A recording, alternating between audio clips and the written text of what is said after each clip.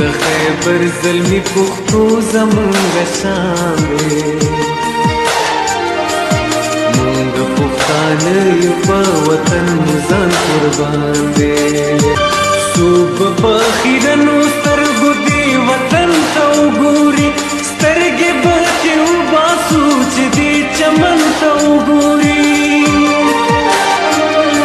زمونږ په یوه چغه لړزېدلی ټول جهان دی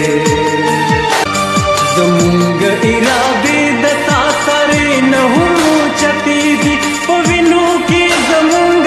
خزانې د غیرت پټې دي